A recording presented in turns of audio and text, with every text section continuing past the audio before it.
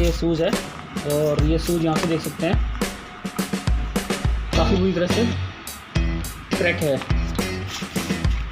Ma'am ने इस पर कुछ लगाया भी एडिसिव दूसरा, बट उससे बात बनी नहीं, तो पेस्ट नहीं हो पाया।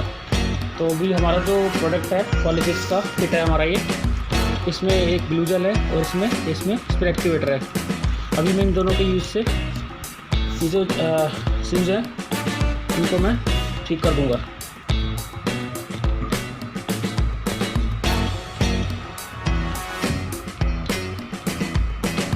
ग्लू जेल हम लगा देंगे इस पर।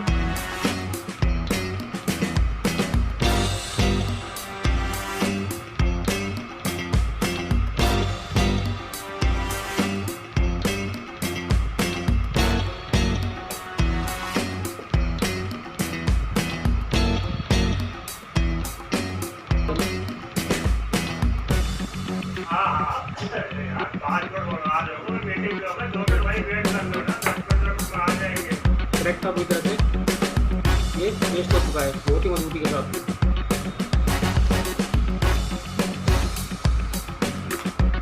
इस प्रकार से दूसरा वाला है ये भी क्रैक है।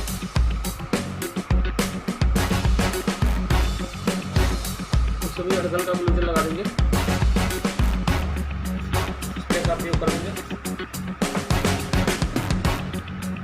थोड़ा सा प्रेस कर देंगे इसको।